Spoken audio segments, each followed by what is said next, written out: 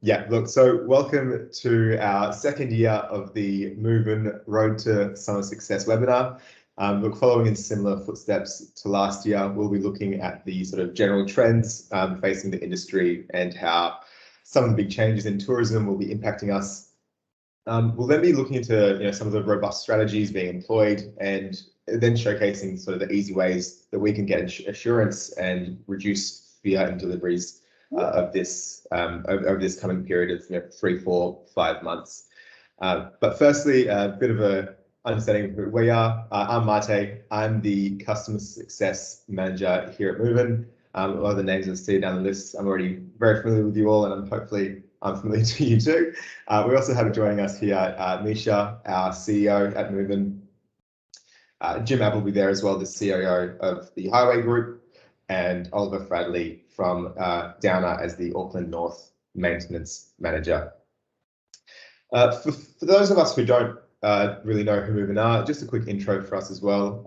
Look, we are here to sort of create space. That's our sort of big mission in the sort of infrastructure industry. We do that by sort of allowing space to operate, create action and move as well. The Mooven platform basically provides context and understanding around all the different types of disruption, traffic, and conditions that you might face around a project, and then we deliver that in a sort of a real-time visibility perspective. So, but we work with hundreds of projects to help paint the picture of what is actually going on there. Today, we'll be sharing a lot of those insights that we have collected over the last year or more, and some of the strategies that we've helped a lot of our customers employ as well. But firstly, look, a little bit about what you can expect today. After this, and for all those people who wouldn't be able to attend, we'll be sharing with you all the slides we've run through today. We are also recording this, so luckily everyone's cameras are turned off, but we'll share with you the recording afterwards as well. So feel free to have that on file or share that internally as well. During this entire process, as you could see before, we do have the chat function live as well. So we have the entire team here available as well to help field questions, or even if you have direct questions for me, I'll try to get to them either throughout this thing or at the end of it once we have our larger Q&A session. Yeah, feel free to chuck in those questions as well. We'll follow up this webinar with just some insights and just some quick survey to get some information from you about how it ran, as well as any sort of inquiries you might have about any projects coming up or any of the sort of strategies or tactics that we employed today. Cool. So as we said, look, today we'll be looking at how to make the most of the months ahead and some of the opportunities that may arise. We'll look at some of the insights from the year on a more sort of broader scale, looking at tourism and how people are traveling as we walk into the unknown. We'll then be sharing some real world scenarios. We'll share how data is paramount in finding opportunities in sort of perception versus reality side of things. And finally, we'll be bringing all these together to give a simple method of maximizing performance and assurance during these coming months.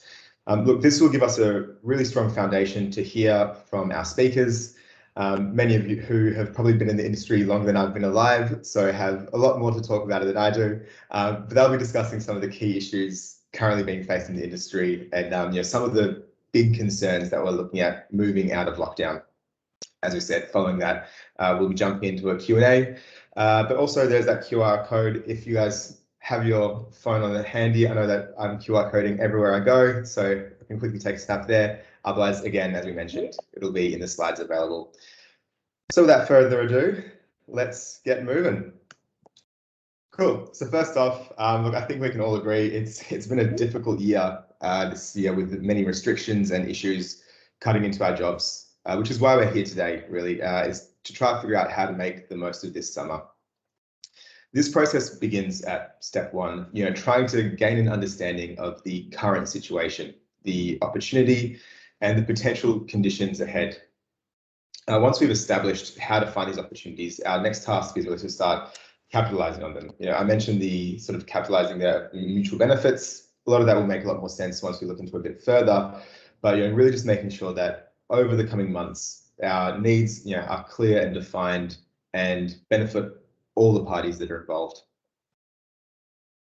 Finally, we need to be able to deliver with confidence on these opportunities and ensure a positive outcome for everyone who's involved. Look, at the end of the day, we understand that a lot of the ideas and sort of potential solutions that we'll be sharing with you today might seem like pie in the sky thinking and not actually be achievable. But the key thing is that they really are achievable, and it's the reason that we're sharing them. That they have been achieved. We've helped achieve them, and with repetition and consistency in the sort of execution of these strategies, hopefully you guys can achieve them as well. Cool. So walking into the unknown. Look, step one means in many ways that we need to behave as if we're in uncharted territory. We need to use information that is robust and confident. The problem is that we can't rely on previous information because our environment has completely changed. So how do we maximize productivity with these sort of increased levels of uncertainty? What can we do to ensure the best outcome for our projects? Where can we look for the truth? Now, if we try to look in the past, in the long-term impacts of tourism data recently, for example, and this graph won't really surprise anyone. There's been a drastic drop from close to 2 million arrivals monthly for Australia, and this is the exact same pattern that we see in New Zealand. Just shy of zero. I think it's something around a 98.4% drop. We're down to about 140,000 annually. Now, the key thing with this is that past performance of summer just won't be accurate or confident. You can't plan off those pre-COVID conditions anymore. We can't really use that as a baseline or an indicator of what the future is going to hold. Now, even looking at non-international travel, looking more locally, we still see these drastic changes. Both interstate and intrastate there have seen some massive knocks as well. It's at best it's flimsy and unpredictable. I hopefully, probably not anymore, am traveling to Perth for Christmas as I have been planning to for the last 2 years. But even as of 2 days ago, those conditions have completely changed as well. So even looking at interstate and intrastate, we can't really predict what's going on. One of the key things here is this year compared to pre-COVID year, we've seen a drop of about 12% in interstate travel. Surprisingly, however, the regional travel, interstate and intrastate, has been up 15% on spend. So whether that means people are spending longer on these trips or investing more of their holiday funds regionally, look, that could be a sign that people are continuing to move away from cities into sort of more regional areas, both for leisure and for life. Now, looking at that life side of things, now this localized impact can have a real material impact on teams working in these areas. Even from the graph from this chart we see here, there's been a massive decrease in rental listings in those real suburban city areas, and a real big increase in people moving out into more rural areas of this. And from a long-term perspective, the impact of COVID can be seen really strongly here in terms of a change in those conditions. If you've been working in a region for the past 3 years that has suddenly now seen a massive increase in population, things are going to be different. If you had a maintenance contract that you're holding for 7 years and your perceived outcome of the conditions of those roads over the 7 years was based on conditions prior to COVID, you might see 5-6 years of damage to those roads done in the next 2 or 3. So in many ways, how do you plan on that, and how do you take into account these long-term effects? The key thing here is that it's not actually just a long-term issue as well. If we look at the short-term changes here, the short-term results are really drastic and unpredictable. And this brings up to us the new point that even with such drastic changes, we need to be monitoring in real time to be able to make any sense of what those changes are. Even looking at the vehicle counts, it's a pretty clear cut here, 80% drop in vehicles. This is looking at New Zealand right around that mid-August level 4 lockdown. But even after that 80% drop in vehicles, once that level 4 rose up to a level 3 lockdown, we've seen increase back up of 50% in vehicles. So taking a look at this bit of information, we might get the idea that, okay, so conditions are sort of normalizing and perhaps returning because those volumes are coming back. But the question here is that really the case? If we look now at not just the vehicle counts, but actually the conditions that we saw on the roads during those times, there's practically zero difference between the level 4 lockdown and the level 3 lockdown occurring here, despite that 50% increase in vehicles that we saw before. So if we want to make the most of any of these opportunities, if we see a massive drop in vehicle counts, well, there's an opportunity potentially there. If we see, a spreading out of rural living, if we see people working from home, there's opportunities there.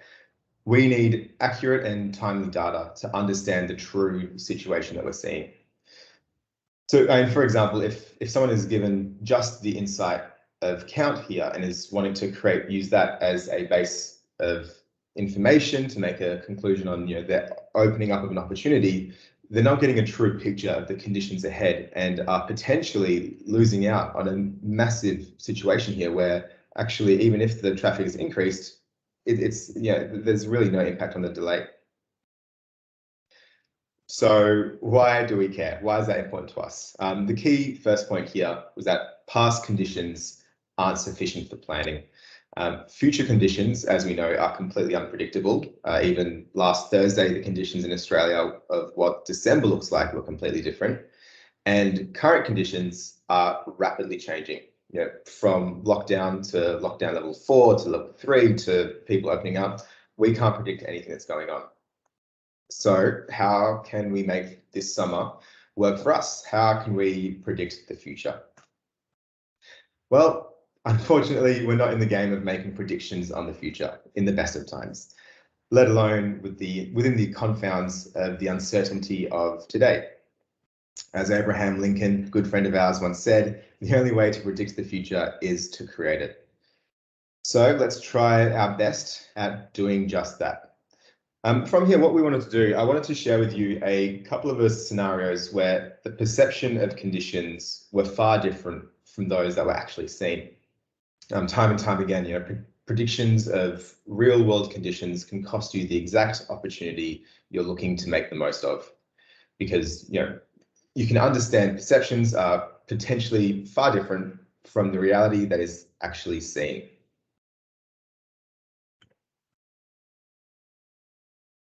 So with the amount of information available, it can often be very tempting to create a hard and fast image of what the world looks like. It gives us stability through things like modeling or past performance, or even common sense. If we want to create the future that best works for us, it is vital to manage the difference between perception and reality. The set out general conditions are often based on perceptions built off past conditions, where they have years and years of data that has allowed them to establish a set of rules or regulations in order to make sure that everyone is safe and ensure the smooth running of any projects. So in order to change these perceptions, we need to understand the current reality, and that's the only way we're going to be able to change those conditions. One of the first situations I want to look at here was probably one of the safest assumptions you can make about traffic conditions in a city, and that is the existence of a dual peak, inward bound in the morning, outward bound in the evening. So when this perception was tested for a maintenance project in Auckland, the reality in this situation was that the morning peak actually never existed in the first place.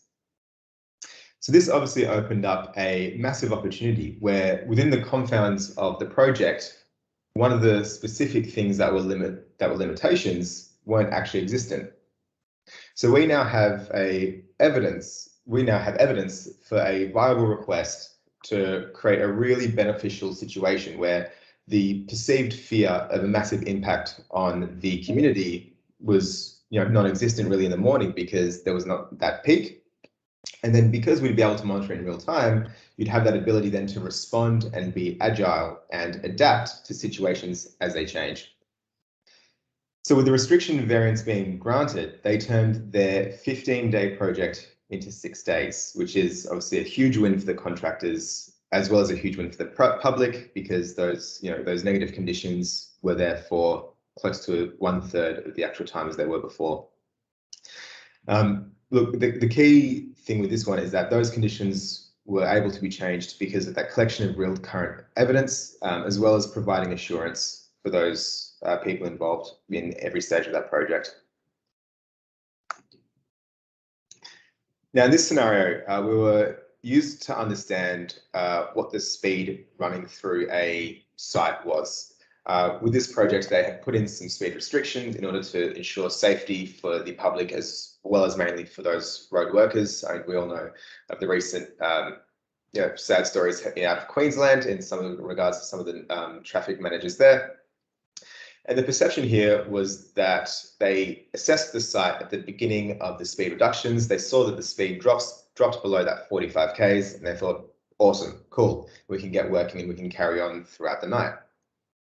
Now, what was then seen was that the workers were understanding that actually, things weren't looking too good in the evening. They were a bit worried. People seemed to be speeding through there pretty fast. What they then saw was that actually, by monitoring in real time, not only were people pretty quick to start ignoring those speed reductions, but they actually begun exceeding the actual speed limit in the area, even if reductions were in place. So with this information, they were able to then respond with a much stronger approach and ensure that safety for both the workers and the drivers in the area as well. The third example we wanted to discuss here was, look, the perception that you can't close a major motorway because it would cause gridlock. One of the recent projects here, what we're looking at here, is that there was a massive bridge that was having to be built in an area, and the only way to get it done would have been to put some massive blocks in place and cause massive congestion. One of the key things here was that through live monitoring, we were able to create a network of detours to be able to move traffic around the area without causing even close to the level of impact. So we were able to deliver those works with within a much shorter period of time and with almost no complaints as well. Well, 0 is almost none. So that was a 5-week project instead of a 10-week project. So again, a massive win for the people involved and a massive win for the contractor companies as well. Now, none of these examples are here to sort of toot our own horn. They're basically just to help reiterate that point that real world conditions are often very different to the perceived conditions that we're going into a situation with. And being able to collect that information in real time is really what will allow us to be able to change and modify those situations as we see them come through. So what is the opportunity?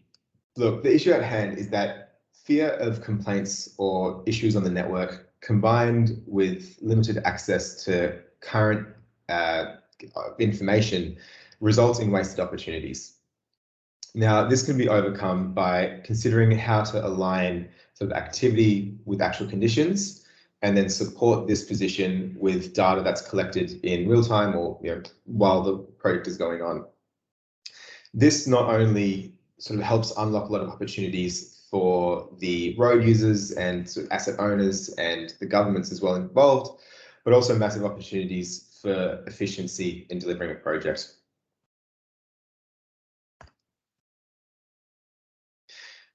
So for this summer ahead, how do we go about actually capitalizing on these opportunities while also providing assurance?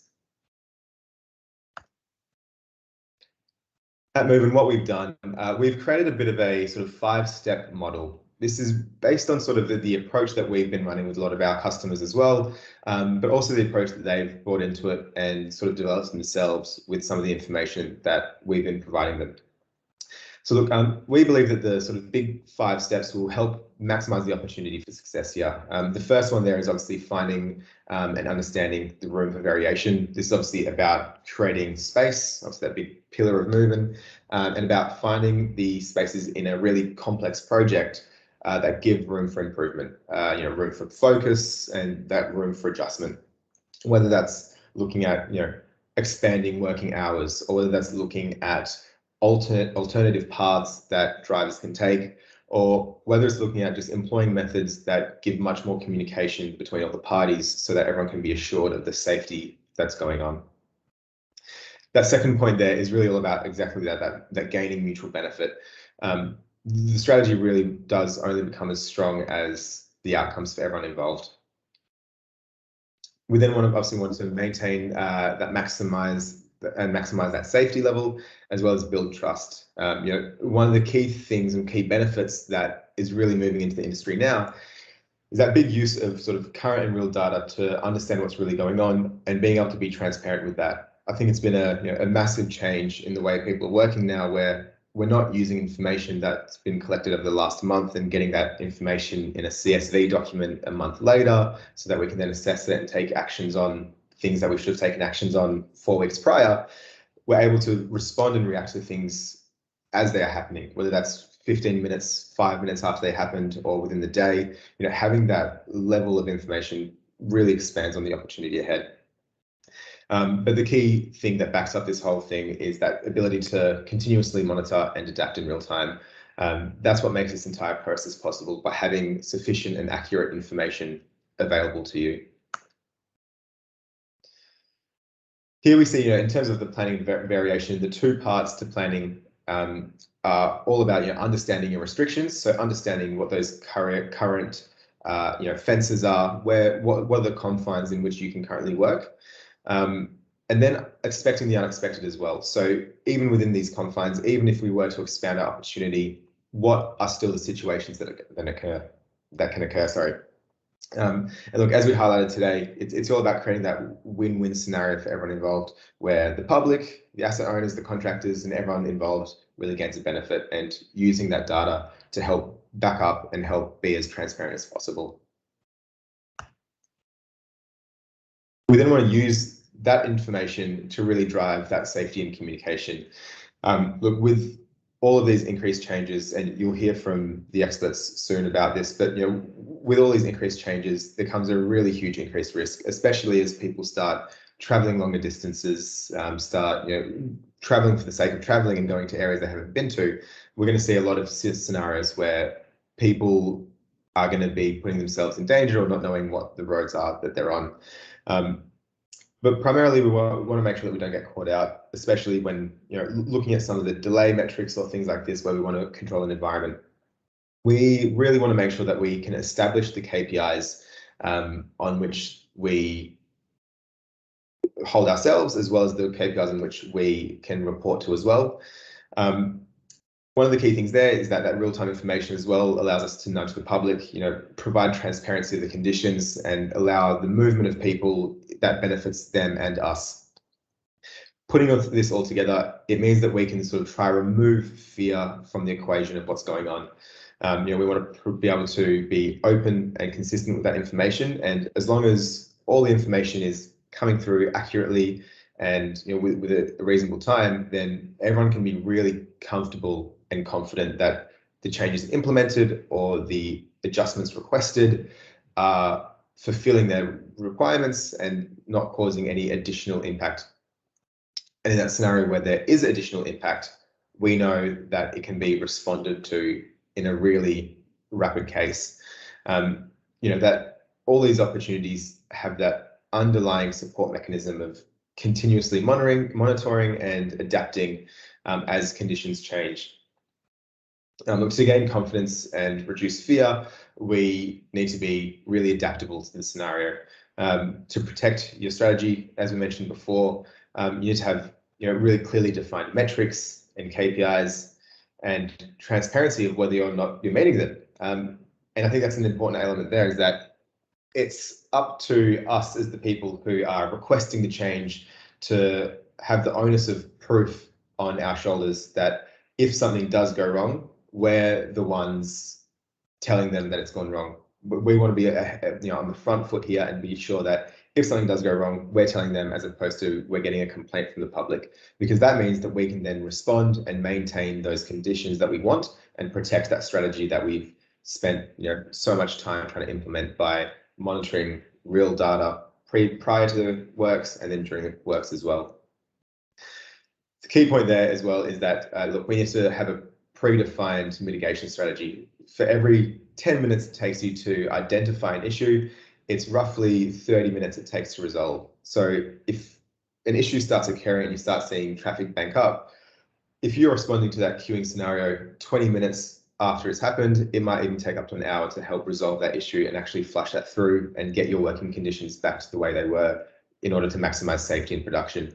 It's that sort of real-time responsiveness and adaptiveness that is really key to making sure that for the next few months ahead of us, we can not only respond to environmental external factors that might impact the works, but also the internal stuff that we can control as well.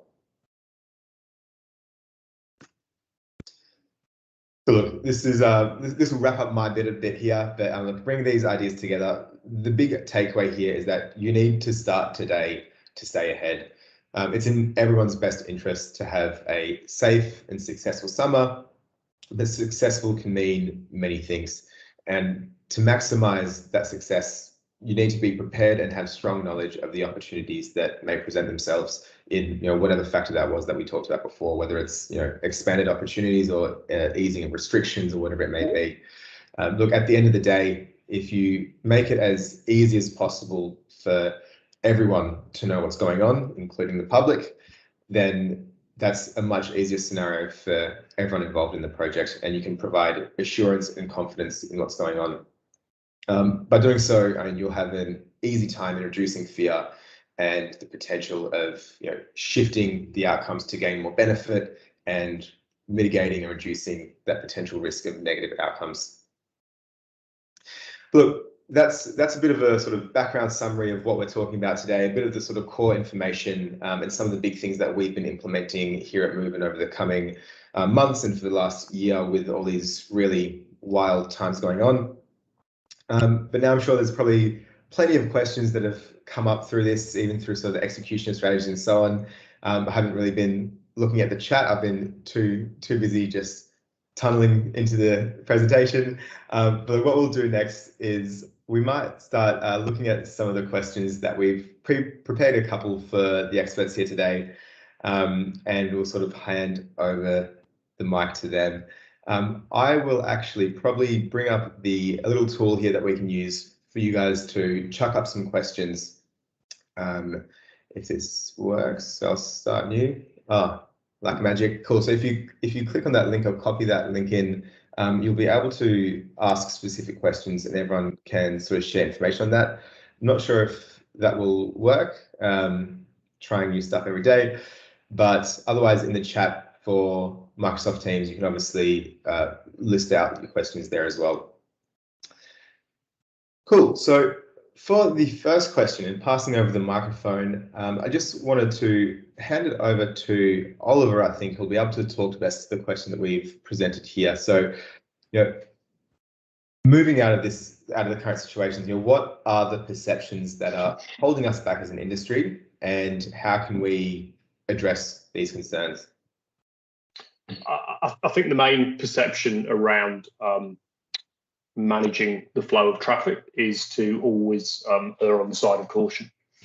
So we have these traditional working windows of either rush hour daytime or rush hour nighttime, which traditionally give you that sort of bracket of 9:30 a.m. to 3 p.m. and 8 p.m. to sort of 5 a.m. Those kind of are typical windows. And what I think what we've lacked in the TTM industry over the past few years has been a whole lot of focus on safety, which is fantastic, and making sure that people operating out on the network are safe, but probably not so much focus on the technology to assess whether we're working in the safest time zone, should we say, or the safest environment. So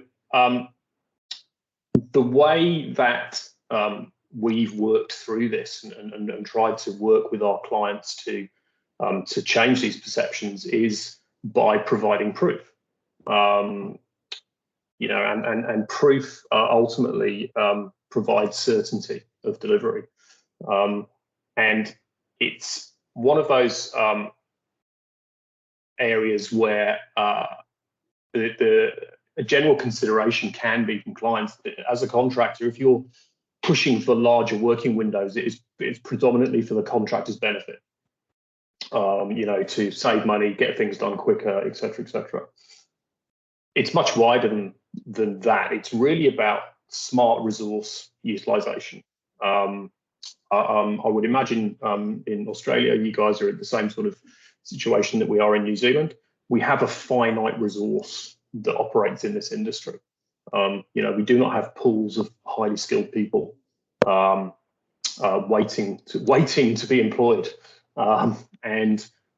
Therefore, any time saving that we can create on a network is a benefit to the overall industry, because we're not stretching that already thin resource to breaking point. I guess one of the other key elements here is there's often a perception on networks that don't really have room to expand. So, I'll talk about Auckland specifically here. It's a mixture of, one of the largest rural networks in an area. One of the areas that we manage has over 600 kilometres of unsealed road. And obviously you then got the hugely sort of congested area of the CBD and central Auckland. And these areas are constantly expanding with people, but the networks aren't expanding. Again, additional pressures coming on the network with increase in volumes of traffic, change in types of traffic, and also expectations of people moving into these areas of it should be like X, because that's what I'm used to. So how do we, one of the challenges there is to manage, again, how do we manage the expectations of the customer, the end user? And traditionally, the fail-safe has been, well, if we just really, try to impact them as least as possible, based on, we know that 9:30 till 3, for example, is a nice safe window. We're not going to, there won't be any potential damage to reputation,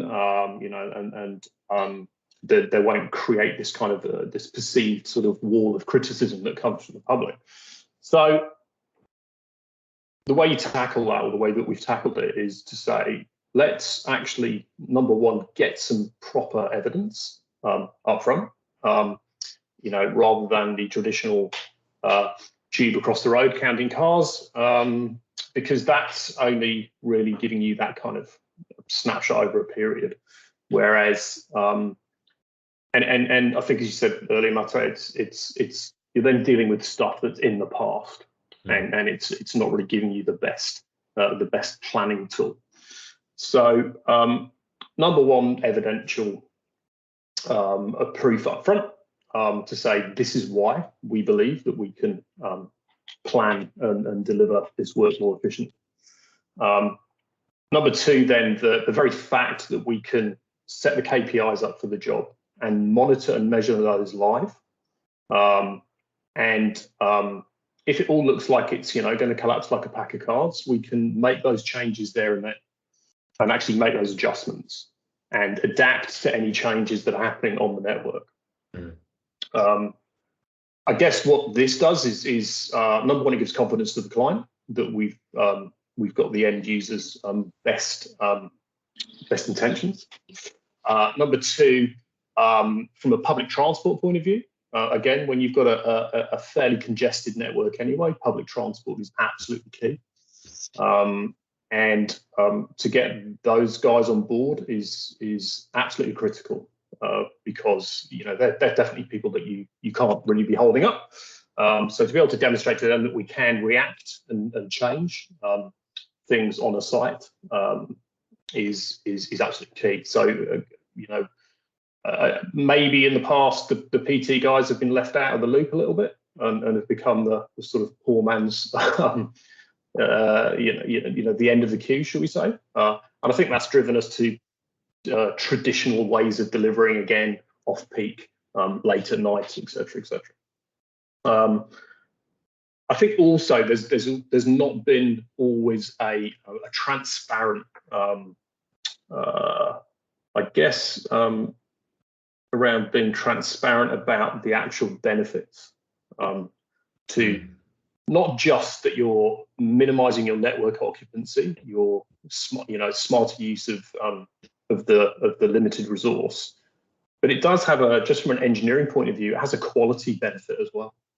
The more you can do in a stretch, for example, at a time, has a quality benefit. Human nature is that if you've got this late on, early off, short window, that it can create an environment where people feel rushed when we're talking about the actual guys delivering on site, and that can create some potential quality issues as well. So having the confidence and the comfort of data that can be trusted, backing up some decisions that are being made during planning as a proactive sort of solution, and then obviously during delivery as a reactive solution is a huge benefit to both contractor and client. I think a really interesting one with your example, so that was the first one of the perception or reality examples, is you're also actually living up to the intent of the rules. So the intent of the rule is we want you to work when people are not on the road. And the blunt application of that is at a macro level, we think that this is true, but by understanding the nuance of a local community, you're actually living up to the intent which we want in the first place, which is how do we avoid our impact on the community? And I think it's the outcome is a trust partnership. We've all no doubt sat in traffic jams for 5 minutes and think it's 20. That's just human nature, unfortunately, and probably being in the industry, we're worse than most people when it comes to criticizing other kind of networks that we're driving on. But what we've experienced is that the trust that's being built up between ourselves, our client, and our stakeholders, because of the proof, because of the consistent traffic flow, should we say. Generally, people are happy if they're moving. Okay, they don't need to be moving at 60k an hour. To be honest, if you're moving at 60k an hour through Auckland, if you're on the motorway, you're not anywhere else. So informed stakeholders, public transport on board, client on board, reduction in network occupancy over the period, and better quality, and ultimately as well, and this will, I know Jim's going to talk around the safety aspect of it as well. It improves safety on the site because it actually allows us to apply safer work sites, longer sections that we can work on at a time. You're not having traffic management guys trying to set up at the end of a rush hour, which can often be one of the most dangerous times of the day. So there's a huge range of benefits, but it does take that proof of the pudding approach to get the buy-in from both clients. And it's a question on that. I mean, how did you find, obviously, with new forms of information coming in, sort of new insights and data coming through, how did you find the acceptance or even perception of that information the first time around, second time around? Were all parties involved in the project pretty confident with information presented to them, or is it quite a siloed thing there? Or? I think first time round, and I think that possibly the example that you guys had earlier was, I think, probably one of the first off the block in a very, it's a challenging part of the network. It's just off a motorway junction.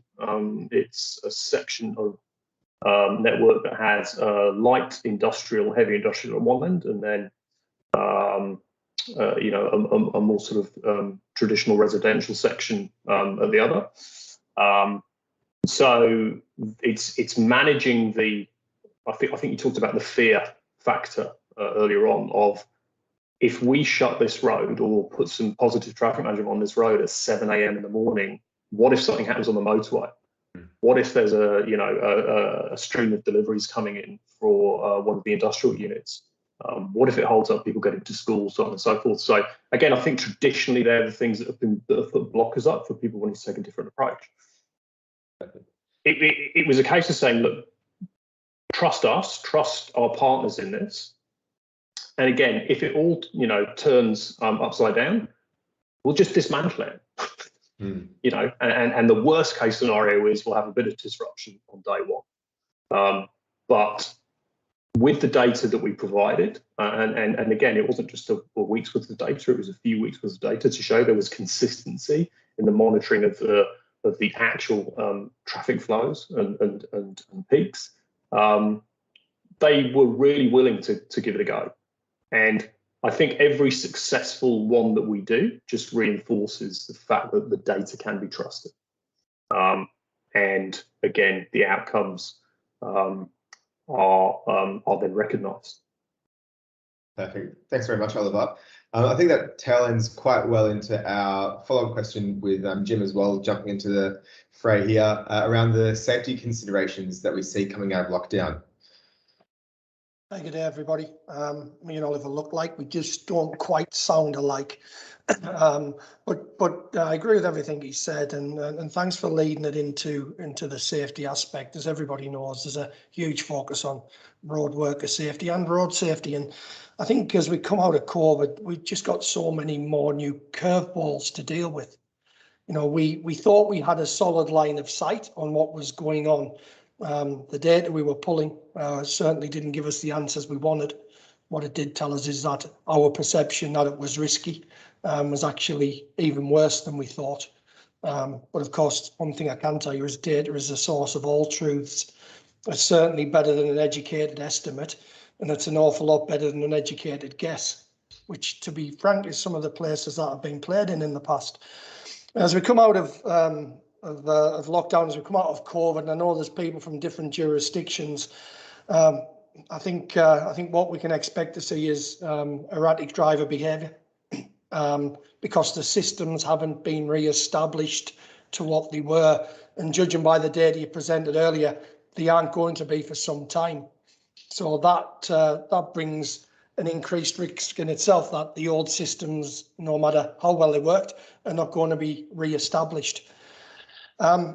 People have been a long time sat at home working at the desk with the rug boots on, as I'm sure many on the call are, and have really maybe just forgot the fine art of how to drive. Driving a car is not like riding a bike. When you fall off your bike, you hurt yourself. When you forget how to drive your car in the system, that's no longer there. You hurt a lot of people. Less traffic is a huge concern to me, certainly in the metropolitan environments. Why, you would say, well, when we have a lot more traffic, it becomes a lot more controlled system.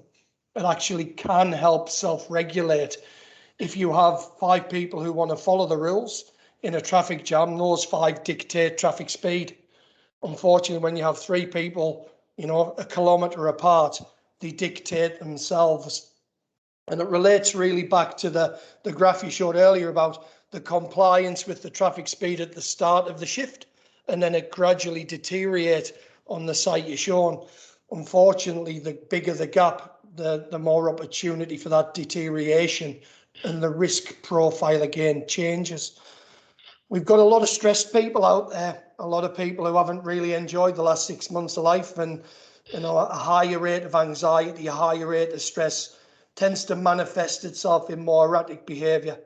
And I'll throw it out there. My primary concern are our people who are on that network trying to build something under duress themselves. An increased speed magnifies the risk hugely. And I think also looking from the other side, not just the driver, there's our own employees and their awareness. To be perfectly frank, we've had a good run through COVID. We've managed to keep working in many situations, to keep repairing the networks, and actually have we become a little bit loose, a little bit less aware of the risks because there haven't been as much traffic on the roads. So really we're at this whole reset point.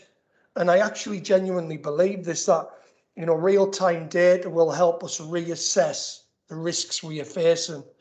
It will allow us to plug in different controls and different mechanisms to help protect our people and in turn protect the public. And, you know, I think it's a new dawn. It's, you know, it's almost, you know, it's an unprecedented area we're walking into. And if we can do that in an educated way, rather than an uneducated guess, because we think it will be this, I think that can only be good for all of us. Absolutely. Thought we'd get through the entire hour without hearing the word unprecedented, but with an accent like mine, you can say anything you want and nobody understands it. Do you really think comment you made there around sort of the I guess response to safety? I mean, in those scenarios where that perception is completely different, and you do find yourself on the roads, and you know, conditions are increasing, you know, in negativity, I guess. And how can you respond to those situations as they happen? What are strategies that can be employed there? You can always respond if you are aware, and the art form is to be aware. And good instinct doesn't always help, but there are multiple strategies you can deploy if you see a deterioration, and more to the point, if you're aware it's coming. You know, evidence provided locally on a road showing traffic behaviour before you set up your traffic works or even agree a traffic management plan can give you different strategies to apply. For example, on the example you showed where you saw the deterioration in traffic speed, you could deploy an escort system at a point during the night to slow people down before you see it start to speed up. You could pick a different night to work. You could pick a different time to start. There are all these strategies, but as I say, if you can take it from a point of education rather than a point of, well, you know, we've been here before, it's just a far better outcome for everybody. I think one of the really exciting things you're doing, Jim, is also looking at how do you build up an evidence base about what works at what times of the day and what situations. So while you need to respond live, it doesn't mean that you can't build up a body of knowledge behind that to understand how you kind of react in an appropriate time at that instant. And that's going to be really, really interesting to see what actually works in what scenarios. Yeah, completely agree. As I say, back to having good data appropriate to the work zone, to the site. You do see different behaviours on different roads with the same speed limit. You will see it in different environments. And to be able to be specific to look at this unique setup or this unique location, these are the trends we do see, just gives you a different view and a different way to manage the risks you will face. And how are you seeing any other works that you're sort of getting involved in over the next few months ahead? How are you seeing conditions or even strategies moving into a change, even compared to last year's summer or last year's sort of longer days? It's just a different field. I think the one thing we have also now is that whilst we've seen different regional variants, we have different variants across every state capital. You know, we have people still in lockdown, i.e. New Zealand. We have people who've never been in lockdown, i.e. WA. We have so much variance that you can't rely on what you know and what you've learned. We are all going to have to relearn and almost start from a different position, a different thought process and a different view of risk, depending on where we are geographically. Very good point. Very good point. I think even now, just as a contextual thing, I think we were speaking to some people down in the town of Melbourne, and just yesterday, and a lot of their road capacities are almost back to pre-lockdown, which is ridiculous considering it was just a week ago that they were unable to leave their house. So even in that sort of example, you know, in the course of 1 week, the traffic levels have drastically increased to what they would have not even thought of before. Absolutely. And if next week you see we go back into any form of lockdown, it'll change again. We're having to pivot very, very quickly. Exactly. Absolutely. Well, definitely hoping we don't go into any sort of lockdown again. I think we're all done with that. Awesome. Look, thank you very much for the very specific questions there, but I thought we'd open it up to a bit of the audience as well. I see there's one question coming in from Dean there, probably more specific to a question that you could answer, Misha, but just more around the sort of, is Mooven able to differentiate the sort of vehicles, pedestrians, cyclists, public transport, and all these different people who are occupying that space? And I think the flow on one there was because, if you had a cyclist running through a site, it might mess with the data from a journey time perspective. So look, I think great question. Actually, really in some ways a good segue into what we were talking about before, because what's important is understand what information you need for what type of context. So kind of stepping back a little bit first and understanding the pros and cons over all sorts of different data sets is really, really important. And that's part of having that ability to make really clearly informed decisions over what you want to do. So, certain data sets will be good for certain different things. And one of the things which we're really proud of in Mooven is trying to be agnostic to any one of those different data sets. So part of our job is to help look at the particular scenario which you're trying to achieve and understand what information is best suited for that use case. My guess there is that's probably pointed a little bit more towards the collection of the real-time data using the Google data set. So one of the things which we've seen when we compare, say, Bluetooth monitoring and a Google data set is that the Bluetooth, there's a lot less work done to strip out those anomalies. So if you ride past that and for whatever reason you got picked up, or if you're in a bus and you went past that and got picked up, or if you're in a car, there's a lot more processing you need to do to try to understand and differentiate those. Where we have used the Google data set quite heavily is they put a lot of IP and a lot of investment into providing accurate travel time information for a vehicle. So they do a lot of that stripping out of that information for us, which is a really big value add from that. And just for a little bit more context with it as well, with more and more cars having stuff like Google Play within that, there's actually some really interesting data sets which they have access to, which can help them to understand, is this person actually in a vehicle? How are they traveling? They've got a lot richer sense of that. And so we've found that as a good way to eliminate some of that risk of kind of false journey time information coming in a quite a narrow or small segment where you might have cyclists going very close to a moving vehicle, but could throw off the results. Interesting. And I guess that also then plays in the whole sort of value of all these different data sets as well, looking at that scenario of the counts coming up and down through situations and then comparing that to the journey times.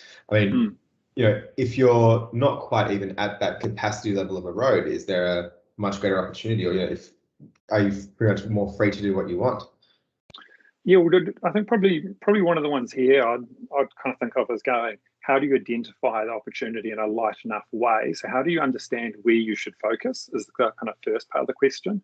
And then the second part of the question can go even further. So what we often find is just a complete void of information. So that Mahia Road example, which is the first one, even just getting that journey time information gave us a really clear understanding of what was going on that particular road, which the work needed to occur, and the side roads. Now, we didn't actually need to go much further than that in that particular case because it was just so apparent. But in other situations, you might look at that a little bit deeper. So just picking on another example of Ollie's, there's a job which would have been probably, 6 months ago now, and we ended up helping the team to get economic transaction data. So understanding the impact on local businesses was actually the thing which was going to tip that over the line. So it was a lot more high profile job. They really needed to understand, and one of the biggest pushbacks was we're concerned about the impact to local businesses when we do this work. If we do a bigger closure and we get the job done quicker. Now, actually understanding what that pressure point is and understanding what's valid in that case helps you go a bit deeper. So you can start lightweight and you can kind of keep going down. And then for those jobs where you need to have that more thorough look, yep, it's absolutely worthwhile. For a job which is only there for 2 nights, you might not need to go that deep. And I think that's one of those arts of understanding what data set to use and what scenario and how far to go depending on what's actually required. Fantastic. Excellent. Thank you very much for that. So looking through the chats and questions, we're going to have too many more questions coming through. I've just got up also the slide here of the QR code as well as just some information about us on LinkedIn. Look, it's been an absolute pleasure having everyone join in today. Jim, massive thanks. Oliver, massive thanks for joining us today and sharing a lot of your insights directly from the industry. And Misha, obviously I'll see you in the office. Look, thanks very much everyone for joining as well. It's been a real pleasure presenting this to you today. And if you have any questions at all, definitely let us know and send us through some inquiries or feedback as well. And on that note, thank you very much. I'll end this sharing there. Any last few questions for anyone? Shannon, good to see you again.